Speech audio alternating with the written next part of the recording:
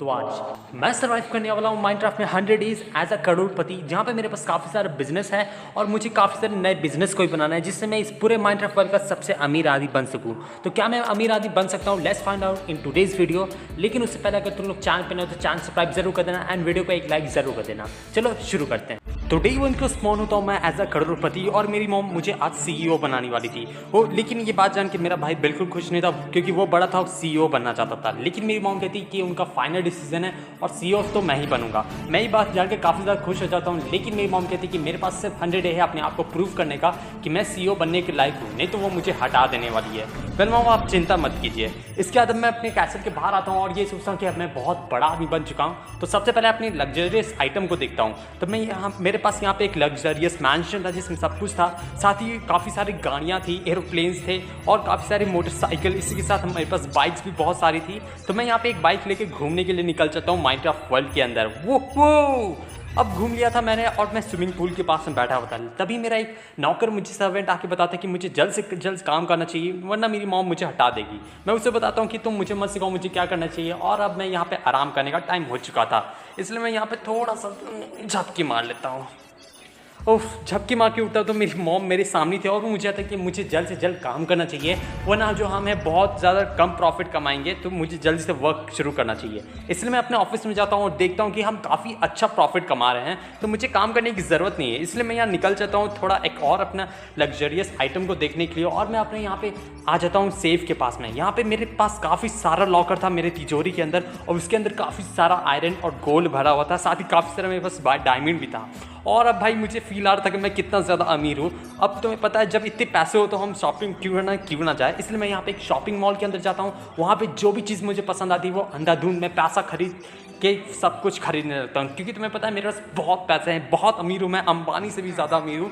मैं यहाँ पे अपने लिए काफ़ी सारे नए कपड़े खरीदता हूँ, जो आइटम मुझे पसंद आता है वो खरीद लेता हूँ। एक जेट खरीदता हूँ, अपना प्राइवेट आइलैंड खरीद लेता हूँ मैं, और जो भी मुझे पसंद आता है वो सभी चीज़ें खरीद लेता हूँ। इसी के साथ मेरा एक प्राइवेट आइलैंड भी हो चुका था जो कि मेरा खुद का था।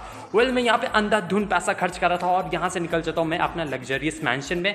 तभी वहाँ पे मेरा सर्वेंट मुझे बताते कि हम काफ़ी ज़्यादा लॉस में चल रहे हैं और मैं यहाँ देखता हूँ कि मेरे तिजोरी में काफ़ी सारे सोना गायब हो चुका है। तो मुझे कुछ ना कुछ करना पड़ेगा वरना मैं काफ़ी ज़्यादा लॉस में हो जाऊँगा। इसलिए मुझे अब यहाँ से अपना ऑफिस जाना पड़ेगा और वहाँ पे अपने वर्कर से बात करनी होगी। इसलिए मैं यहाँ से निकल जाता हूँ अब अपने ऑफिस की तरफ में। मैं यहाँ पे अपने ऑफिस के रास्ते में आता हूँ और मेरा भाई ऑफिस कितना बड़ा था। मेरे डैड ने काफ़ी मेहनत करके इस ऑफिस को बनाया और मैं यहाँ पे कुछ एम्प्लॉय को आकर यहाँ पे काफ़ी सारे पैसे देता हूँ, बोलता हूँ अच्छे से काम करूँ।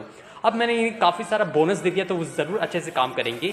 अब मैं यहाँ पे निकल चुका था फिर से मस्ती करने के लिए अपने पैसों पे, और जो भी मैंने आइटम खरीदे थे मैं उन सभी आइटम को इस्तेमाल करने लगता हूँ। साथ ही मैं यहाँ पे अपना लग्जरियस एरोप्लेन को भी उड़ाता हूँ, लेकिन मैं अच्छा पायलट नहीं था इसलिए मेरा जो प्लेन है वो क्रैश हो जाता है। होपफुली वो पानी के अंदर क्रैश हुआ था और मैं यहाँ पे बच जाता हूँ। अब मेरा प्लेन तो क्रैश हो गया था तो मुझे एक सामने में आइलैंड दिखता है, तो मैं उस आइलैंड के पास जाता हूँ। मैं सोचता हूँ शायद कोई मुझे बचाने आ जाए।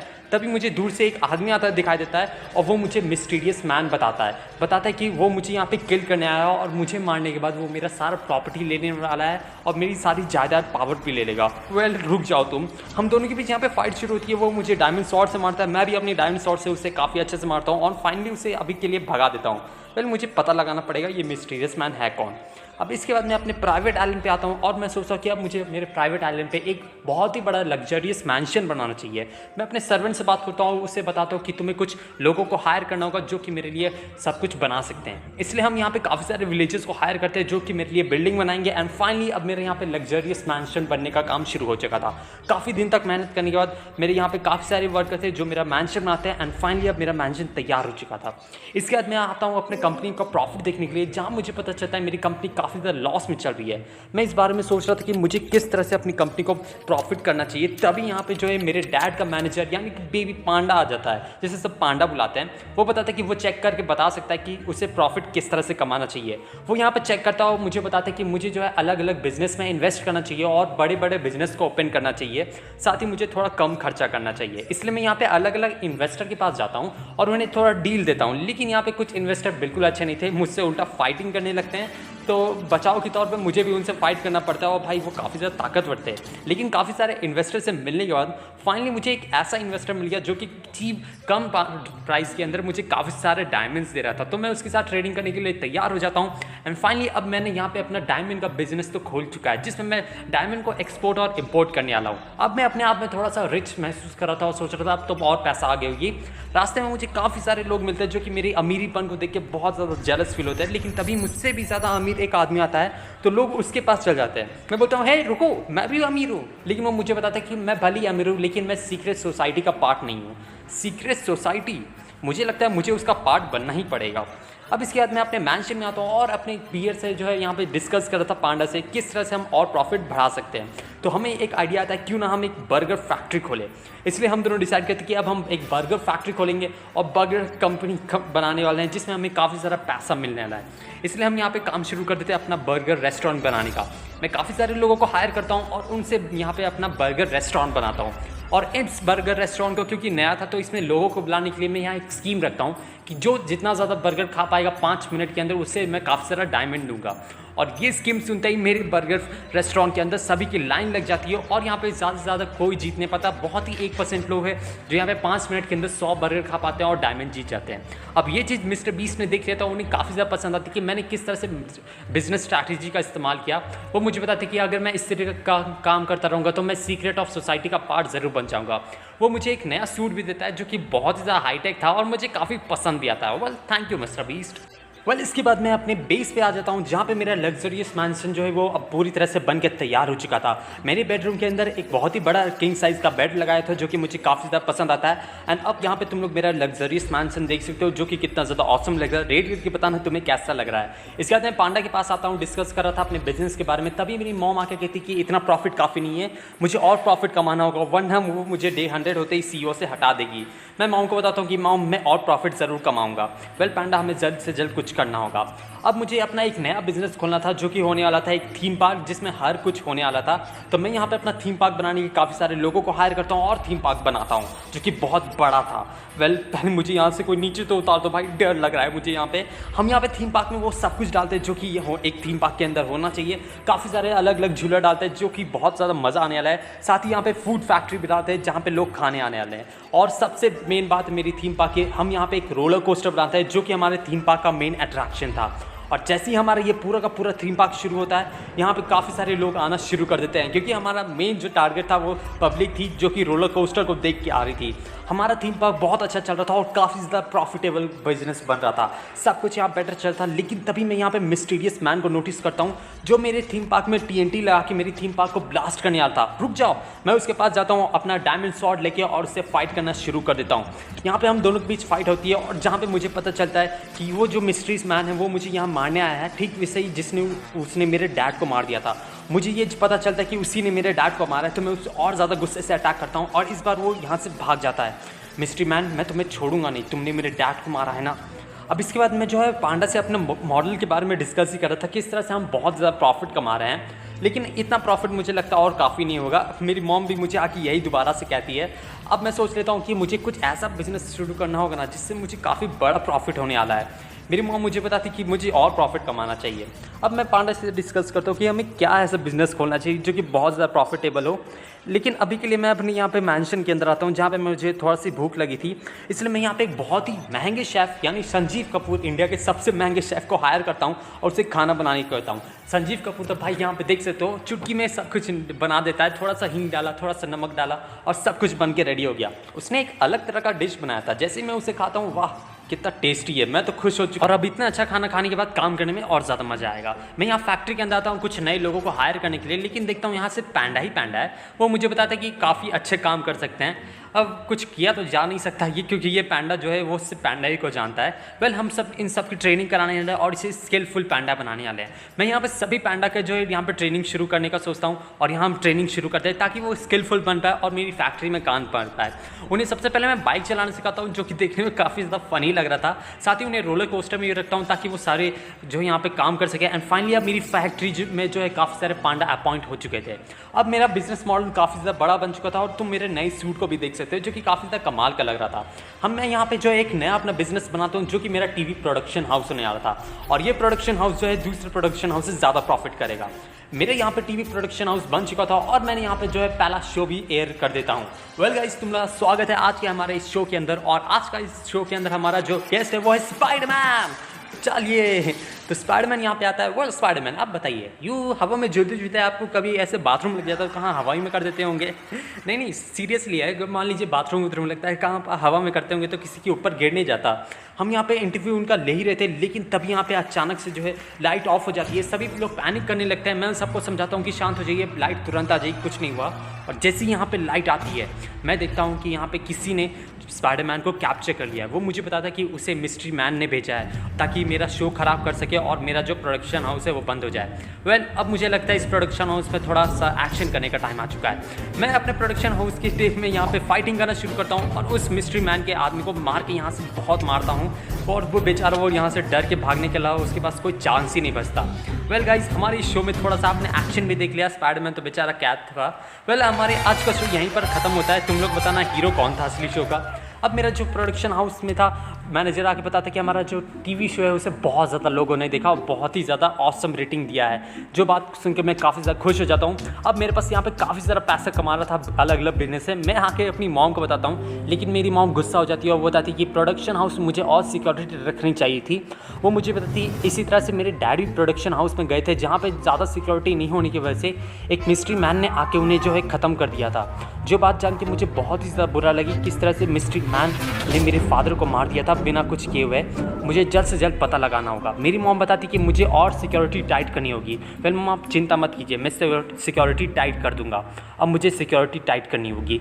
इसी के साथ मैं यहाँ पे जो है अपने लिए कुछ आर्मर और कुछ डायमंड स्वॉर्ड को क्राफ्ट करता हूँ और यहाँ पे अपनी सिक्योरिटी बढ़ाने का सोचता हूँ। मैं सब जगह जो है सिक्योरिटी बढ़ा देता हूँ, काफ़ी सारे हायर करता हूँ और साथ ही सब जगह जो है कैमरास भी लगा देता हूँ। इसके बाद मैं यहाँ पे पांडा से डिस्कस कर रहा था कि मैं किस तरह से अब और ज़्यादा प्रॉफिट कमा सकता हूँ, क्योंकि अभी भी मैं जो है बहुत अमीर नहीं बना हूँ।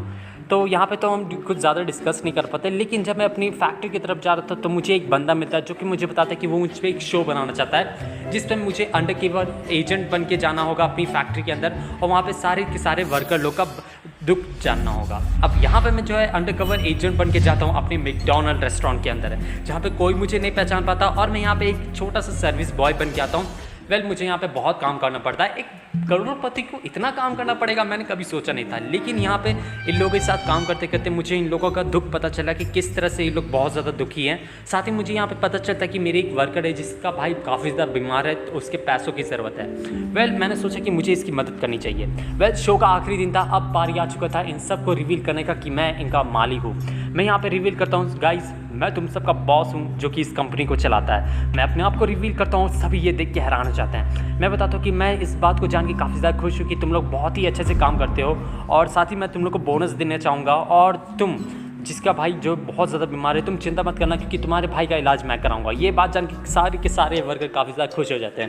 मैं पांडा के पास आता हूँ। पांडा बताता है कि हमारा जो प्रॉफिट है वो बहुत ही ज़्यादा हाई जा रहा है और धीरे धीरे हमारे स्टॉक मार्केट में बहुत ज़्यादा कंपनी का वैल्यू बढ़ रहा है। वेल, हम अब इतना कंपनी तो बनाना ही था ना। मैं यहाँ पे अपने लिए एक स्विमिंग पूल भी बनवाता हूँ जो कि काफ़ी ज़्यादा ऑसम था और मुझे एक आइडिया आता है क्यों ना हम एक वाटर थीम पार्क बनाएं। एंड इसी आइडिया के साथ मैं यहाँ पे निकल जाता हूँ अपना वाटर थीम पार्क बनाने के लिए।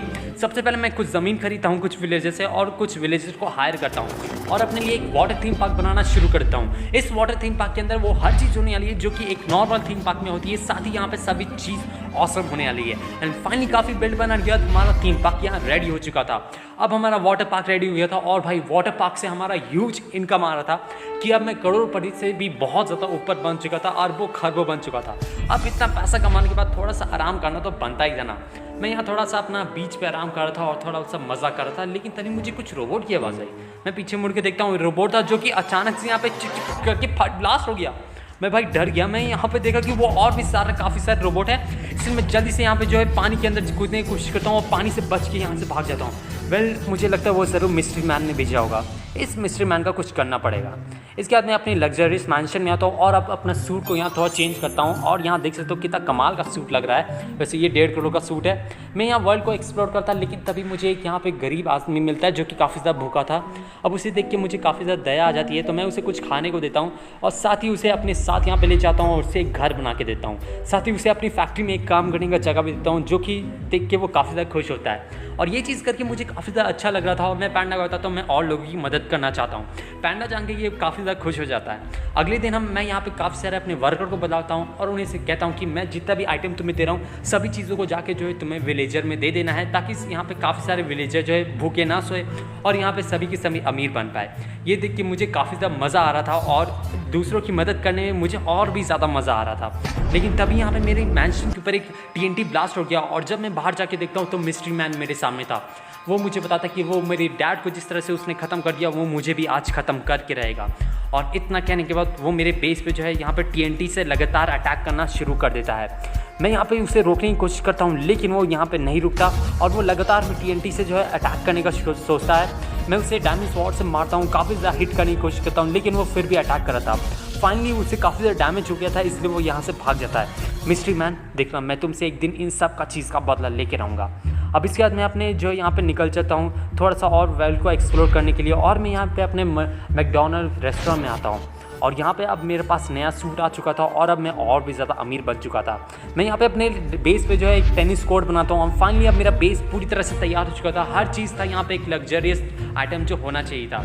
अब मुझे आराम कर लेना चाहिए। यहाँ पे पांडा बताता कि हम जो है पूरा वर्ल्ड के अंदर जो है 3 पे आ चुके हैं और यहाँ पे हमारा एक सेलिब्रेशन होता है, क्योंकि अब हम पूरे वर्ल्ड के अंदर टॉप नंबर 3 पे रिचेस्ट आदमी पे आ चुके हैं। यहाँ पे हम एक छोटी सी पार्टी रखते हैं, हम मेरे वर्कर भी उसमें आते हैं, हम सब डांस कर रहे थे और हमें काफ़ी ज़्यादा मज़ा आ रहा रहता है, हम काफ़ी ज़्यादा इन्जॉय करते हैं। लेकिन तभी मुझे जो मिस्टर बीस्ट की आवाज़ आती है, वो मुझे बताते कि फाइनली अब मैं एबल हो चुका हूँ सीक्रेट सोसाइटी को ज्वाइन करने के लिए, क्योंकि सीक्रेट सोसाइटी का मेन मकसद ये होता है दूसरों की लोगों की मदद करना।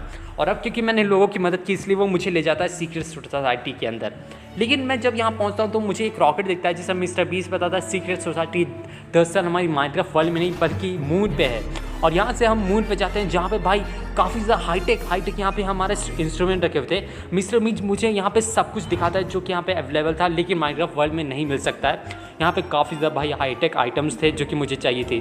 मिस्टर बीस्ट मुझे कॉन्ग्रेचुलेट करता है, साथ ही वो मुझे यहाँ पे एक नया सूट देता है और साथ ही मुझे यहाँ पे एक आर्मर भी देता है और एक स्वॉर्ड देता है जो कि काफ़ी ज़्यादा पावरफुल था। वैसे ये एक्स जब मैं ट्राई करता हूँ काफ़ी ज़्यादा पावरफुल एक्स था, जो कि मेरे यहाँ पे सामने में एनिमी को फायर कर देती है। अब इसके बाद मैं जो है अपने बेस पर आता हूँ लग्जरियस मैंशन में, जहाँ पे मुझे एक नोट मिलता है, सर मिस्ट्री मैन ने पांडा को किडनैप कर लिया है। मुझे जल्द से जल्द अब पांडा को बचाने के लिए जाना होगा, इसलिए मैं यहाँ पे निकल जाता हूँ अब पांडा को बचाने के लिए।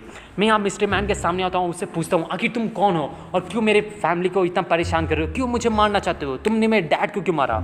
और फाइनली पहली बार यहाँ मिस्ट्री मैन अपना नकाब हटाता है और मुझे पता चलता है ये और कोई नहीं बल्कि मेरा भाई रॉकी है। ये बात जान के तो मैं और ज़्यादा हैरान हो जाता कि रॉकी था जिसने हमारे डैड को मारा था। मैं उससे पूछता हूँ कि तुमने ऐसा क्यों किया, तुमने हमारे डैड को क्यों मारा। वो मुझे बताते कि उसने सिर्फ ये सब इसलिए किया ताकि उसे पावर, पैसा, पोजीशन मिल सके। उसे लगा था कि अगर वो उसके डैड को मार देगा तो उसे सारी जायदाद मिल जाएगी, लेकिन उसकी मॉम ने मुझे दे दिया है और अब वो मुझे ख़त्म करके अपनी सारी प्रॉपर्टी लेने वाला है। तुम्हारी ये सबसे बड़ी गलती है। हम दोनों की भी यहाँ पे फाइट शुरू होती है और मैं अपने पिकैक्स निकाल के उसे काफ़ी ज़्यादा अटैक करता हूँ, जिससे उसे काफ़ी ज़्यादा डैमेज होता है, लेकिन उसे यहाँ पे ज़्यादा कुछ फ़र्क नहीं पड़ता और वो यहाँ से भाग जाता है। उसके जाते ही मैं यहाँ पे पांडा को छुड़ाता हूँ और अब इसके बाद मैं सोच लिया था कि मैं उसके पीछे जाने वाला हूँ। मैं उसके पीछे जाता हूँ और उसके पीछे जाते जाते मैं उसके बेस से पहुँच जाता हूँ, जो कि चारों तरफ से पिलेजर से घिरा हुआ था। मैं यहाँ सभी पिलेजर से फाइट शुरू कर देता हूँ, लेकिन वो पिलेजर काफ़ी ज़्यादा थे नंबर में, इसलिए मैं उनसे मार नहीं पा रहा था। मुझे लग रहा था मैं यहाँ पे हार जाऊँगा, लेकिन तभी यहाँ पे जो है पांडा मेरी आर्मी को लेके आ चुका था और यहाँ मेरी आर्मी आती विलेजेस पे अटैक करना शुरू कर देती है और मुझे मौका मिलता ही मैं अपने भाई के पास आ जाता हूँ। D100 को मेरे भाई मेरे सामने था और अब मैं उसे बताता हूँ कि तुमने जो भी कुछ दिया अब उसकी सज़ा तुम्हें मिलने वाली है। मैं तुम्हें आज छोड़ने वाली नहीं हूँ, जो भी तुम्हारे हमने फैमिली के साथ किया है। यहाँ पे मेरा भाई बताता है कि उसे सिर्फ पैसों से प्यार है और किसी चीज़ से मतलब नहीं है। एंड फाइनली वो यहाँ पे ट्रांसफॉर्म हो जाता है एक बहुत ही बड़ा मॉन्स्टर में। तुम मेरे भाई नहीं हो सकते, मेरा भाई इतना बड़ा मॉन्स्टर नहीं था। एंड फाइनली यहाँ पे हम दोनों की अब बीच में फाइट शुरू होती है। हम दोनों एक दूसरे को काफ़ी ज़्यादा डैमेज देते हैं। मैं अपनी डायमंड स्वॉर्ड का इस्तेमाल करके उससे काफ़ी ज़्यादा डैमेज देता हूँ, साथ ही मैं अपनी पावरफुल पिकैक्स का भी इस्तेमाल करके उससे काफ़ी ज़्यादा डैमेज देता हूँ। वो यहाँ पे काफ़ी ज़्यादा डैमेज हो चुका था और अब माफ़ी मांग रहा था कि प्लीज़ मुझे माफ़ कर दो, लेकिन तुम्हारी यही डेस्टिनी है। और फाइनली मैं आखिरी स्वॉर्ड से उसे ख़त्म कर देता हूँ। मेरा भाई ऐसा था, मैं नहीं जानता था। यहाँ पांडा आता है, वो मुझे बताती कि अब मैं पूरे वर्ल्ड के अंदर नंबर 1 आदमी बन चुका हूँ रिचेस्ट के मामले में, और अब मुझसे ज़्यादा अमीर कोई नहीं था। मेरी मॉम मुझे प्रेज़ करती, साथ साथ मुझे बताती कि मेरा रॉकी भाई जो था बिल्कुल अच्छा नहीं था, उसने बिल्कुल अच्छा नहीं किया, लेकिन आखिर हैप्पी एंडिंग हो चुकी है और अब मैं इस पूरे वर्ल्ड का सबसे अमीर आदमी बन चुका हूँ। Thanks for watching.